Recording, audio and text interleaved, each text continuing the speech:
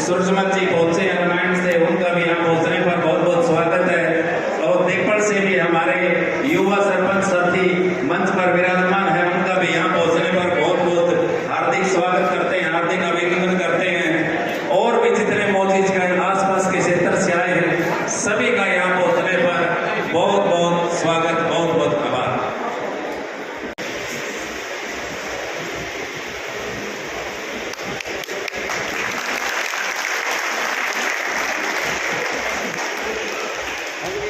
बात है और जो 3 बहनों का इकलौता भाई शहीद निशांत मलिक है, उनके पिताजी यहाँ पर मौजूद है। एक बार जोरदार तालियां उनके लिए। सबसे पहले तो मैं आप सभी को हाथ जोड़ के राम राम नमस्कार। शाहबाज एकता जिंदाबाद, शाहबाज एकता जिंदाबाद, फांसी एकता जिंदाबाद, फांसी एकता जिंदाबाद। मान सम्मान के होंगे सम्मानित स्टेज पिता बुजुर्गों, नौजवान साथियों और प्यारे बच्चों, आप सब ने हमें आज आप क्यों इकट्ठे हो जाए। अपने बीच में से एक युवा साथी जो पहले भी छात्र राजनीति में रहा है और उसके बाद में जिला पार्षद में अच्छा कार्य किया है, वो आज अपने शाहबाज का पूरे हंसी हल्के के विचार विमर्श और आगे की सोच विचार के लिए यहाँ पे आया है। मैं स्पोर्ट्स एसोसिएशन उमरा है, खेल कमेटी उमरा, उसका सदस्य होने के नाते मैं अपनी खेल एसोसिएशन की तरफ से भाई का हर किसी भी ग्राउंड पे तनमन धन से पूरा समर्थन करने का अपना वचन देता हूँ। कोई भी समाज सेवी हो भाई, कोई नहीं, कोई भी समाज सेवी हो, खेल और शिक्षा के लिए या समाज के लिए, किसान मजदूर के लिए, जो भी लड़ाई लड़ने वाला कोई भी भाई मैदान में आएगा, उसका हम खेल एसोसिएशन उमरा पूरा तनमन धन से साथ देंगे। जैसे पिछले दिनों पूरे सातवास, पूरे हंसी हल्के, पूरे हरियाणा के लोगों के सहयोग से पिछले दिनों एक कबड्डी हाथ बनाया गया उमरा में, बहुत बड़ी उपलब्धि है। सोचा तो कुछ था, लेकिन आप सबके सहयोग से जहाँ भी गए वहाँ पे मतलब मन में जो सोची थी उससे ज्यादा सहयोग मिला। तो इस तरह खेल के मैदान में तो हम सोचते ही कहीं कहीं खड़े होने लायक हो गए, लेकिन शिक्षा के क्षेत्र में हम काफी पीछे, शिक्षा के क्षेत्र में हम काफी पीछे इतने हैं कि आज भी मैं पूरे हंसी हल्के में या सात पास में कहूँ, बलवंत सिंह जी प्रधान जी बैठे कि कोई रिटायर्ड आईएएस या आईपीएस नहीं है हमारे पास। यदि ढूंढा जाए कोई रिटायर्ड तहसीलदार या वो भी नहीं है। खेल के मैदान में तो कहीं कहीं खड़े हो सकते हैं, लेकिन शिक्षा के क्षेत्र में हम बहुत पीछे हैं। तो हमारा कहने का मतलब ये नहीं है कि एक 10-11 आदमी की कमेटी उमरा गांव में युवा साथियों की, वो अकेले खेल नहीं, वो समाज के किसी भी काम के लिए हमेशा तत्पर रहती है। कोई भी समाज से आएगा हम उसके साथ में रहेंगे। तो मैं युवा साथी से बहुत ही कम शब्दों में एक मैं रिक्वेस्ट करता हूँ, जो मैं मुख्य हमारे क्षेत्र की है कि शिक्षा के क्षेत्र के लिए किसी भी तरह से जहाँ भी आप पहुंचो, भविष्य में हमारी शुभकामनाएं आपके साथ है। शिक्षा के क्षेत्र के लिए हमारे इस इलाके में कुछ भी नहीं है, उसके लिए कम से कम कोई अच्छा कोचिंग सेंटर आने वाले भविष्य में जब आपके हाथ में कलम आए, इस बुजुर्गों के युवा साथियों की ताकत से आपको ताकत मिलेगी। और जिस तरह भी आपके कलम में ताकत आएगी, तो मैं उम्मीद करता हूँ कि आप शिक्षा के क्षेत्र के लिए जरूरी से जरूरी का कदम जरूर उठाएंगे। इसके बाद भाई बैठे, भाई जाके मिले निशांत के शहीद निशांत भाई के फादर है, शहीद निशांत मलिक के नाम से वहाँ पे मतलब वो गेट बनाया जा रहा है। किसी समाज सेवी के कोई भी सहायता से कर रहा है, उसमें कोई भी आगे रखता है, मतलब कोई बना रहा है समाज सेवा के तहत, तो उसमें कोई किसी को रुकावट नहीं, कोई भाव। लेकिन मेरी भैया आप ये साथ पास जुड़ रही है, सारी हंसी हल्का जुड़ रहा है। मेरी एक छोटी रिक्वेस्ट है, आपसे बुजुर्ग बैठे हो, सलाह कर लियो, उसके सामने जो एक जो गुण लगे वो भी उस शहीद के नाम से या सातवास के नाम से उसका नाम रखता है। ये मेरी रिक्वेस्ट है। हार्दिक स्वागत करता हूँ, अभिनंदन करता हूँ। और मैं जो आपने आज मुझे यहाँ आने का, यहाँ पर आके आशीर्वाद और सहयोग देने का निर्णय लिया, मैं उसका आभारी हूँ। और मैं इसका कर्ज कभी नहीं चुका सकता कि आपने आज मुझे यहाँ आकर जो हौसला दिया है, जो ताकत मेरी बढ़ाई है, आपका तहे दिल से धन्यवाद।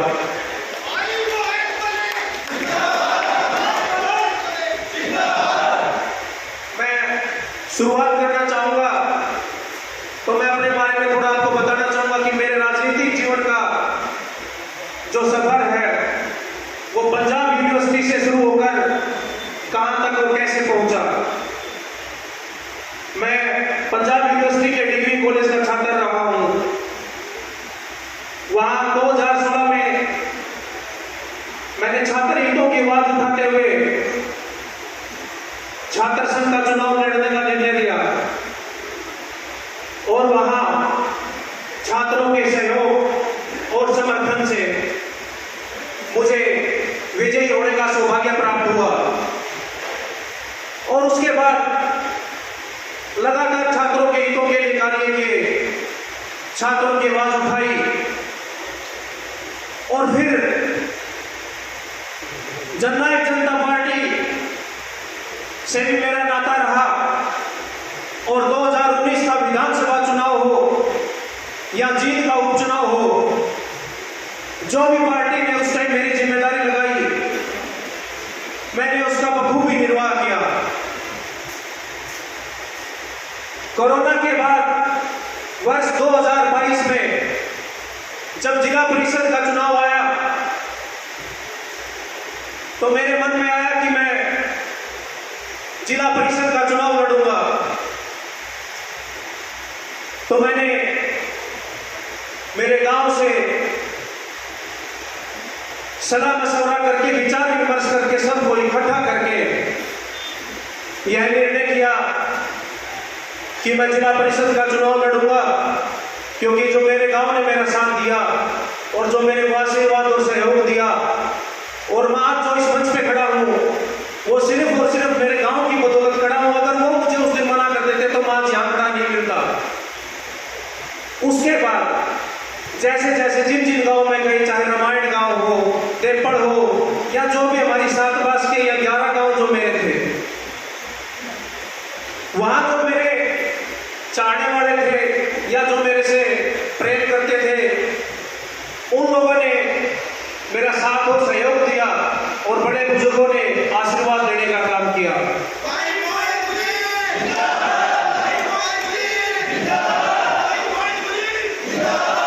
तो जब जिला परिषद का नतीजा आया तो मुझे खासे वोटों से, 1831 वोटों से मुझे विजयी प्राप्त होने का सौभाग्य मिला।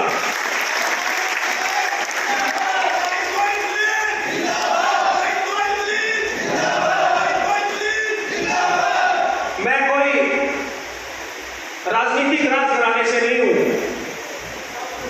मैं आप सबके बीच से निकला हूं, आप सबका अपना हूं। मेरे परिवार में मेरे दादाजी एक साधारण किसान थे और मेरे पिताजी हरियाणा पुलिस में कार्यरत हैं। उन्होंने भी जनसेवा के लिए कार्य किए। तो मैं आप सभी को मैं यही बताना चाहता हूं कि जब हम निर्णय कर लेते हैं और आपकी ताकत साथ हो तो एक साधारण से करवाने को भी कोई ताकत रोक नहीं सकती। अभी वर्ष 2024 चुनावी वर्ष है। देश में लोकसभा के और हरियाणा प्रदेश में विधानसभा का चुनाव होने जा रहा है। हरियाणा प्रदेश में 10 साल होने को जा रहे हैं।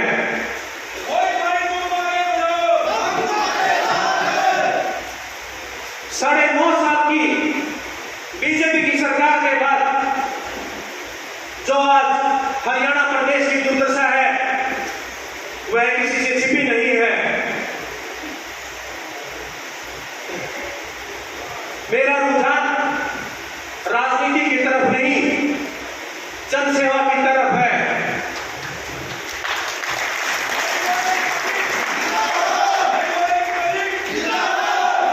मेरा रुझान मेरे युवा भाइयों को बेरोजगारी से रोजगारी तक का सफर तय करवाने का है। आज के समय हरियाणा में युवाओं के पढ़े लिखे होने के बावजूद पूरे देश में बेरोजगारी में हरियाणा नंबर 1 हो चुका है।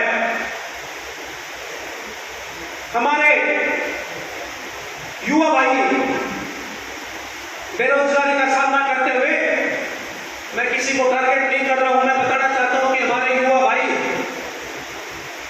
बेरोजगारी का सामना करते हैं। जब उनको लगता है कि जीवन में कुछ नहीं कर पाएंगे तो बेचारे लाचार होकर के कहीं ना कहीं उसमें सरकारों की भी कमियां हैं, जो नशा बेचने वाले नशे को बढ़ावा देने का काम कर रहे हैं और हमारी युवा पीढ़ी को खराब करने का काम कर रहे हैं। सरकारें बदलती हैं, अपना मतलब निकालती हैं, लेकिन एक युवा होने के नाते मैं मेरे भाइयों का दर्द समझता हूं, जिन पे परिवार चलाने की जिम्मेदारियां हैं।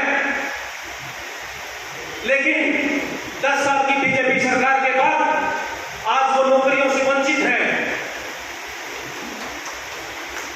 तो मैं मेरे युवा भाइयों से बोलना चाहूंगा कि आप सभी लोग जागरूक होइए, समय आ गया है बदलाव का। आप सभी जब तक इकट्ठा होकर के और अपनी सोच को एक विकास की गति की ओर नहीं लेकर के जाओगे,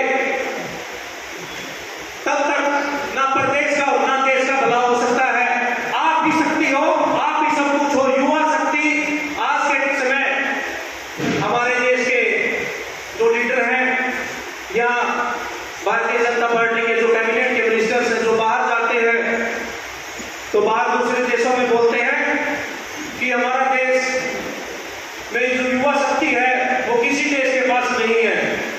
अरे मैं इस मंच के माध्यम से आपसे पूछना चाहता हूं कि जो आप खोखली बातें कर रहे हो, आपने जो युवा की दुर्दशा कर रखी है हरियाणा प्रदेश में और देश में, वह किसी से छिपी नहीं है। तो भाइयों, आज समय आ गया है, आप सभी लोग जागे और जो आपके विचारों को विधानसभा तक, लोकसभा तक आपके मुद्दों को उठाए, उनको मौका दें।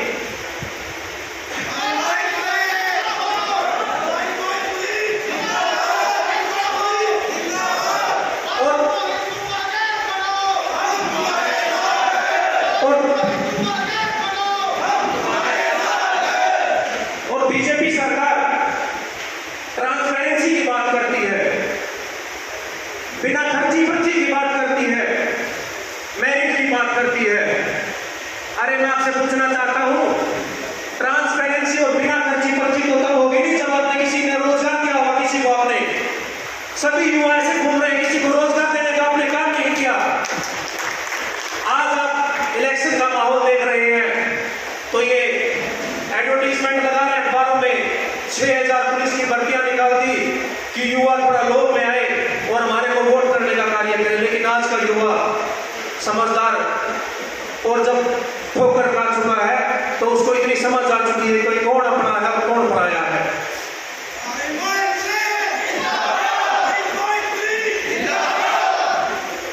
बात कर लीजिए किसानों की। एक नारा हम बचपन से सुनते आ रहे हैं, किसान खुशहाल तो देश खुशहाल। और अगर इस देश का किसान ही खुशहाल नहीं होगा तो देश को दुखी होने से कोई नहीं रोक सकता। लेकिन जब बीजेपी सरकार 3 काले कानून लेकर के आई और जब किसान आंदोलन लगभग 1.5 साल तक चला और किसानों ने वहां भारतीय जनता पार्टी के खिलाफ अपनी आवाज उठानी चाहिए तो बीजेपी सरकार को कोई फर्क नहीं पड़ा और घमंड में चूर बैठी रही। 800 से ज्यादा वहां किसानों ने आंदोलन को शहादत दी। मैं नमन करता हूं ऐसे किसान भाइयों को जिन्होंने किसानों के लिए अपनी शहादत दी। आज किसानों के लिए क्या कर रही है सरकार? मैं यहां हांसी विधानसभा की बात कर दूं तो आप मेरे साथ चलिए, गांव से शुरुआत कीजिए, हमारी डांडियों से होते हुए हम शहर में एंटर करेंगे। मैं आपसे पूछना चाहूंगा कि आपने किस खेत का रास्ता बनवाया, कहां आपने नहरों का पानी 45-50 दिन तक इंतजार करते रहो, किसान मरता रहे, लेकिन इन सरकारों को कोई फर्क नहीं पड़ता। डांडियां आज मजबूर हैं, लाइटें नहीं है, सड़क नहीं है, फिर ये बोलते कि ये काम तो सरपंच के हैं, जिला परिषद के हैं। अरे उनको कुछ करने दोगे तभी तो वो कुछ करेंगे। सारा कुछ अपने हाथ में लेकर के बैठे हो और फिर बात डालते हो पंचायत पे कि पंचायत अपने फंड से करे। जब आप कुछ फंड दोगे ही नहीं तो करेंगे कहां से वो?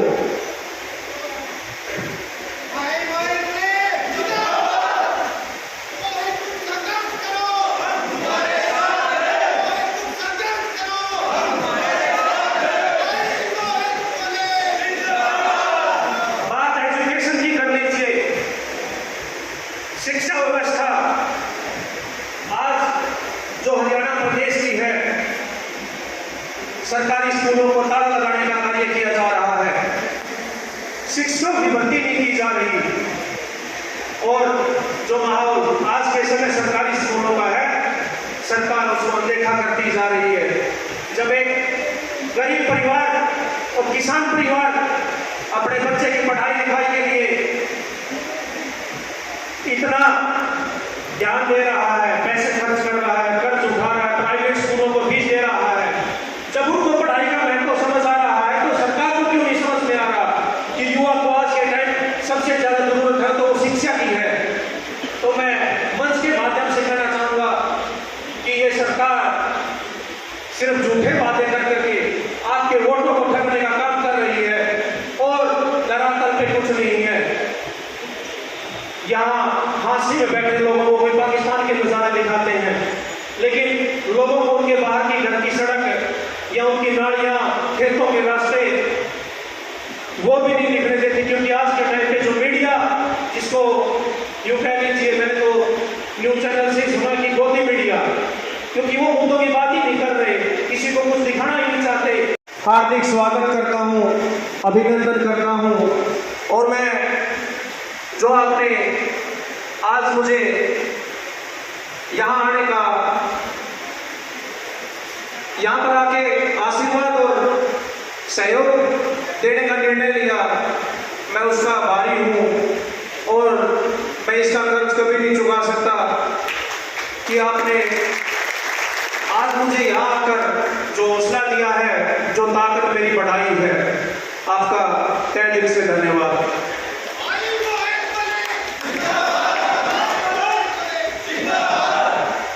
मैं शुरुआत करना चाहूंगा तो मैं अपने बारे में थोड़ा आपको बताना चाहूंगा कि मेरे राजनीतिक जीवन का जो सफर है वो पंजाब यूनिवर्सिटी से शुरू होकर कहां तक और कैसे पहुंचा।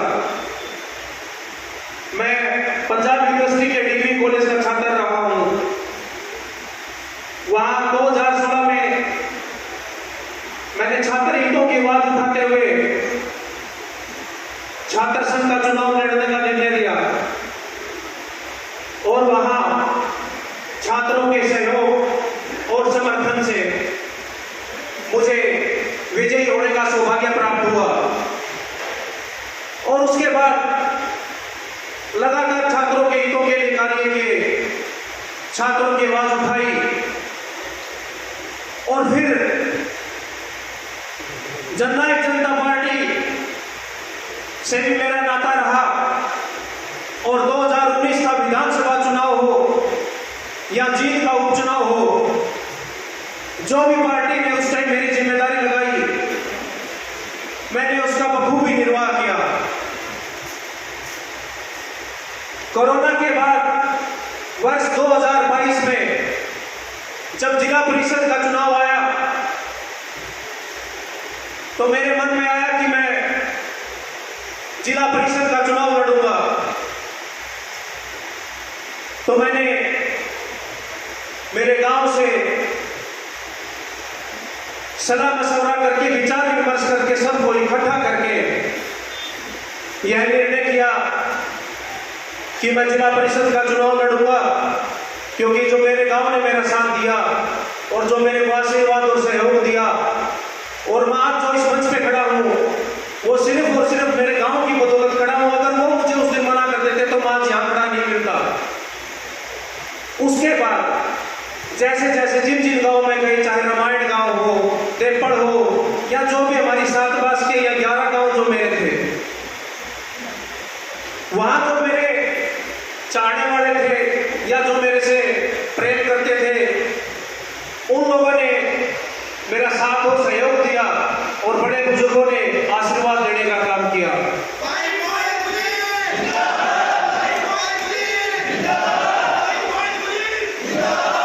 तो जब जिला परिषद का नतीजा आया तो मुझे खासे वोटों से, 1831 वोटों से मुझे विजय प्राप्त होने का सौभाग्य मिला।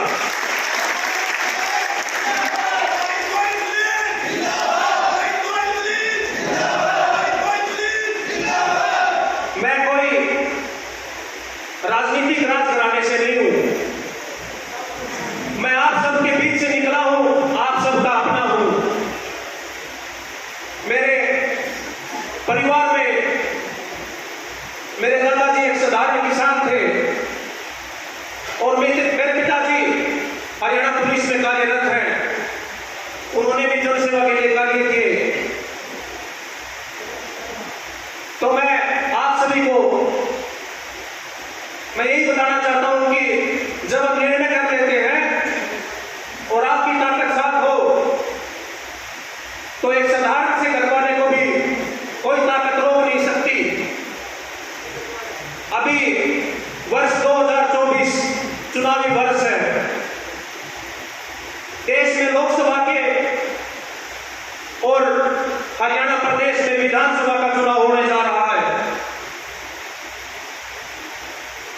हरियाणा प्रदेश में 10 साल होने को जा रहे हैं।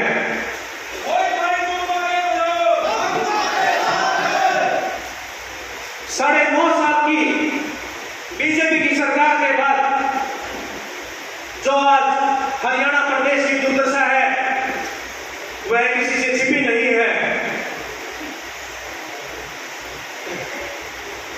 मेरा रुझान राजनीति की तरफ नहीं, जनसेवा की तरफ है।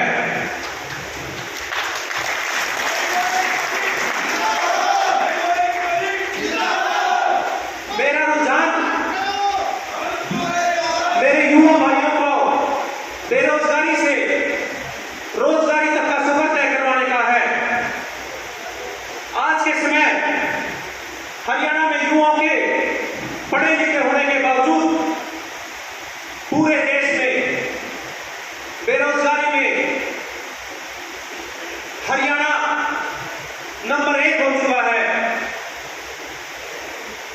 हमारे युवा भाई बेरोजगारी का सामना करते हुए, मैं किसी को टारगेट नहीं कर रहा हूं, मैं बताना चाहता हूं कि हमारे युवा भाई बेरोजगारी का सामना करते हैं। जब उनको लगता है कि जीवन में कुछ नहीं कर पाएंगे तो बेचारे लाचार होकर के कहीं ना कहीं उसमें सरकारों की भी कमियां हैं, जो नशा बेचने वाले नशे को बढ़ावा देने का काम कर रहे हैं और हमारी युवा पीढ़ी को खराब करने का काम कर रहे हैं। सरकारें बदलती हैं, अपना मतलब निकालती हैं, लेकिन एक युवा होने के नाते मैं मेरे भाइयों का दर्द समझता हूं, जिनपे परिवार चलाने की जिम्मेदारियां हैं।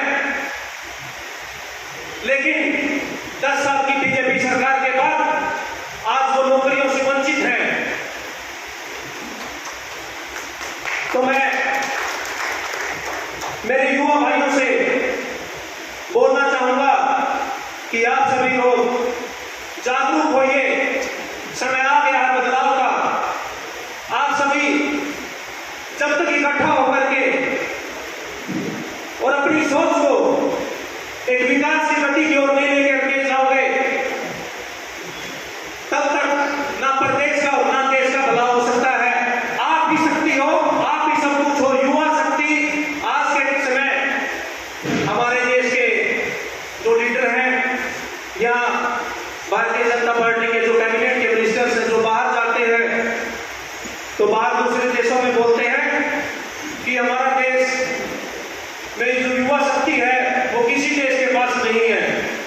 अरे मैं इस मंच के माध्यम से आपसे पूछना चाहता हूं कि जो आप भोगड़ी बातें कर रहे हो, आपने जो युवा की दुर्दशा कर रखी है हरियाणा प्रदेश के और देश में, वह किसी से छिपी नहीं है।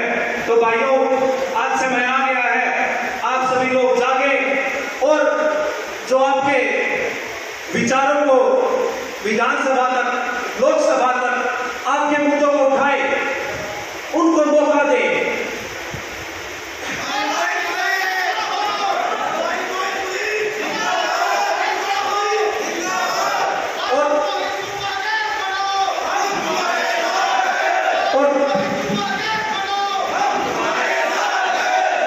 और बीजेपी सरकार ट्रांसपेरेंसी की बात करती है, बिना खर्ची पर्ची की बात करती है, मेरिट की बात करती है। अरे मैं आपसे पूछना चाहता हूं, ट्रांसपेरेंसी और बिना खर्ची पर्ची तो तब होगी नहीं जब आपने किसी ने रोजगार दिया होगा, किसी को आपने। सभी युवा ऐसे घूम रहे हैं, किसी को रोजगार देने का आपने काम नहीं किया। आज आप इलेक्शन का माहौल देख रहे हैं तो ये एडवर्टीजमेंट लगा रहे हैं अखबारों में, 6000 पुलिस की भर्तियां निकाल दी कि युवा थोड़ा लोभ में आए और हमारे को वोट करने का कार्य करें। लेकिन आज का युवा समझदार, और जब ठोकर खा चुका है तो उसको इतनी समझ आ चुकी है कि कौन अपना है और कौन पराया है।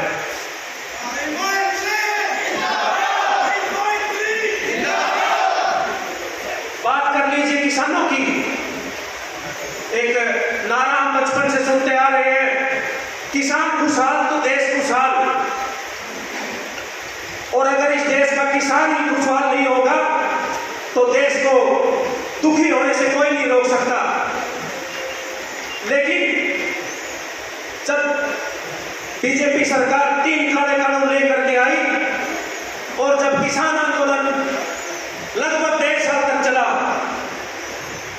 और किसानों ने वहां भारतीय जनता पार्टी के खिलाफ अपनी आवाज उठानी चाहिए, तो बीजेपी सरकार को कोई फर्क नहीं पड़ा और घमंड में चूर बैठी रही। 800 से ज्यादा वहां किसानों ने आंदोलन को शहादत दी। मैं नमन करता हूं ऐसे किसान भाइयों को जिन्होंने किसानों के लिए अपनी शहादत दी। आज किसानों के लिए क्या कर रही है सरकार? मैं यहां हांसी विधानसभा की बात कर दूं तो आप मेरे साथ चलिए, गांव से शुरुआत कीजिए, हमारी डांडियों से होते हुए हम शहर में एंटर करेंगे। मैं आपसे पूछना चाहूंगा कि आपने किस खेत का रास्ता बनवाया, कहां आपने नहरों का पानी 45-50 दिन तक इंतजार करते रहो, किसान मरता रहे, लेकिन इन सरकारों को कोई फर्क नहीं पड़ता। डांडियां आज मजबूर हैं, लाइटें नहीं है, सड़क नहीं है, फिर ये बोलते कि ये काम तो सरपंच के हैं, जिला परिषद के हैं। अरे उनको कुछ करने दोगे तभी तो वो कुछ करेंगे। सारा कुछ अपने हाथ में लेकर के बैठे हो और फिर बात डालते हो पंचायत पे कि पंचायत अपने फंड से करे। जब आप कुछ फंड दोगे ही नहीं तो करेंगे कहां से वो?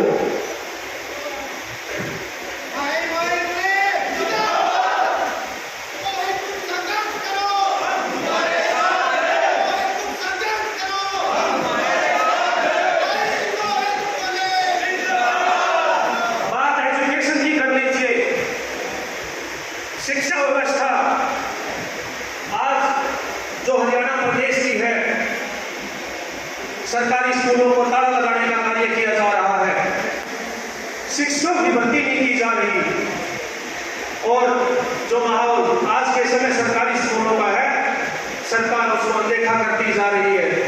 जब एक गरीब परिवार और किसान परिवार अपने बच्चे की पढ़ाई लिखाई के लिए इतना ध्यान दे रहा है, पैसे खर्च कर रहा है, कर्ज उठा रहा है, प्राइवेट स्कूलों को फीस दे रहा है, जब उनको पढ़ाई का महत्व समझ आ रहा है तो सरकार को क्यों नहीं समझ में आ रहा कि युवा को आज के टाइम सबसे ज्यादा जरूरत है तो वो शिक्षा की है। तो मैं मंच के माध्यम से कहना चाहूंगा कि ये सरकार सिर्फ झूठे वादे कर करके आपके वोटों को ठगने का काम कर रही है और धरातल पे कुछ नहीं है। यहाँ हांसी में बैठे लोगों को कोई पाकिस्तान के नजारे दिखाते हैं, लेकिन लोगों को उनके बाहर की घर की सड़क या उनकी नालियां, खेतों के रास्ते वो भी नहीं दिखने देते, क्योंकि आज के टाइम पे जो मीडिया, जिसको यूं कह लीजिए, मैंने तो न्यूज चैनल से सुना कि गोदी मीडिया, क्योंकि वो मुद्दों की बात ही नहीं कर रहे, किसी को कुछ दिखाना ही नहीं चाहते कि एक्चुअल में देश में क्या चल रहा और ये क्या कर रहे हैं। तो मैं जितने भी मेरे पत्रकार बंधु आए हैं यहाँ बैठे हैं, मैं उन्हीं को, जो मेरे सभी भाई हैं, हास्य हल्के की अच्छी बातें करते हैं, मुद्दों की बातें करते हैं, तो मैं उनसे अपील करूंगा कि हास्य विधानसभा को ऐसे ही जो मुद्दे हैं उनको दिखाते रहें ताकि हमारे लोगों में जागरूकता आए। वोट किसको करना है ये मत सोचिए, वोट किस बात पे करना है ये सोचने का विचार है। तो आज महिलाओं के विरुद्ध अपराध देश में बढ़ता जा रहा है। व्यापारी वर्ग है, कर्मचारी परेशान है, महिला परेशान है, छोटे दुकानदार परेशान है, युवा परेशान है, हर वर्ग को इन्होंने हताश और निराश करके रख दिया है। तो मैं, आप सभी लोग काफी टाइम से बैठे हो, तो मैं 2 मिनट का समय आपको और दूंगा, उसके बाद में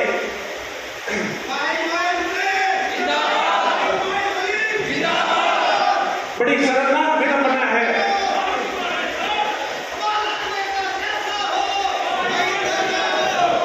बड़ी शर्मनाक विडंबना है कि आजादी के इतने वर्ष बाद भी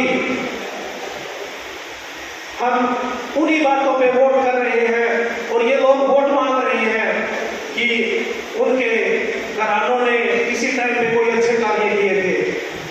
अरे ठीक है, एक पीढ़ी ने काम किया था, अगली पीढ़ी को चलो ठीक है उसके बाद पे वोट दे दो, लेकिन 4-4, 5-5 पीढ़ियां जब वो कुछ कार्य नहीं कर पा रहे हैं फिर भी लोगों के बीच में वोट मांग रहे हैं, लेकिन हाथों से छुटकारा पाना है और अपने बीच के लोगों को विधानसभा तक और लोकसभा तक पहुंचाने का कार्य करना है।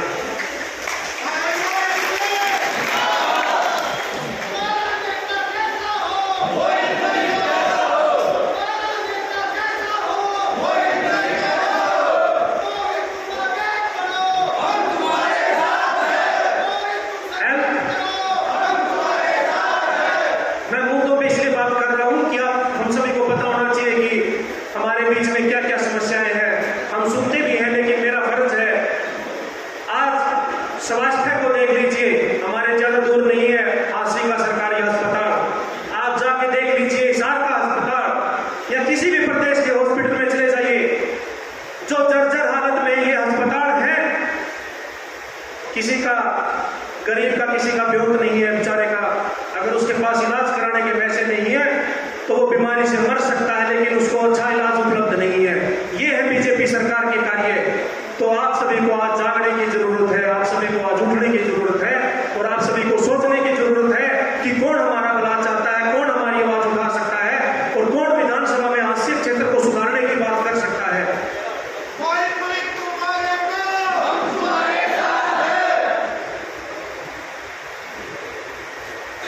आपके भरोसे को मैं कभी टूटने नहीं दूंगा। यह देश तो वीर सपूतों का देश हुआ है। भगत सिंह, चंद्रशेखर जैसे वीर सपूतों ने इस देश के लिए शहादत दी।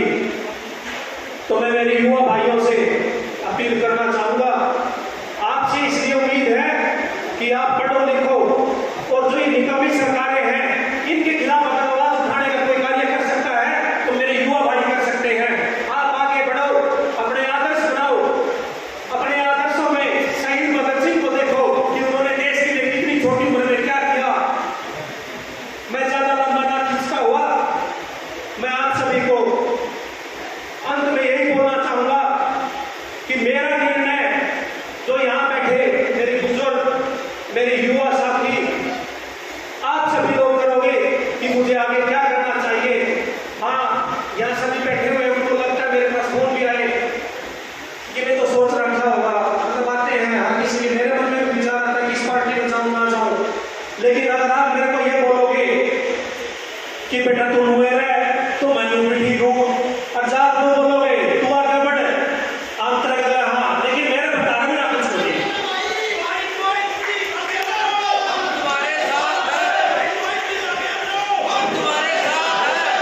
मेरी ताकत सिर्फ और सिर्फ आप लोग हो।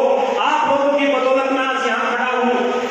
अगर आपके पास नहीं हो तो मेरे पास कुछ भी नहीं है।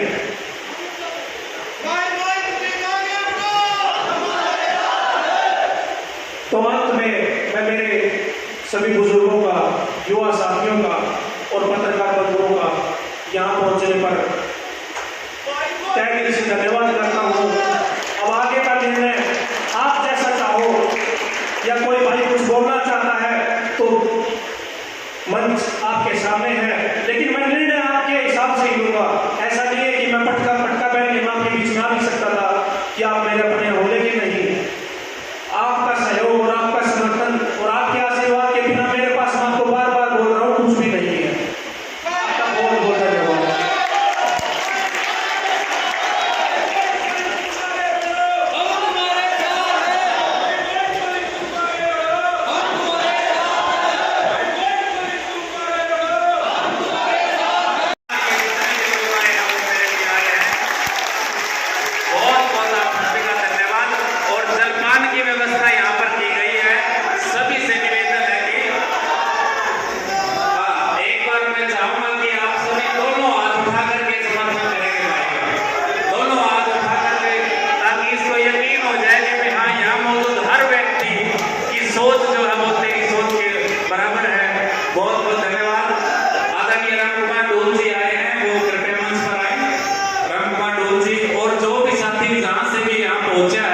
सभी एक बार जलपान जरूर करके जाएंगे।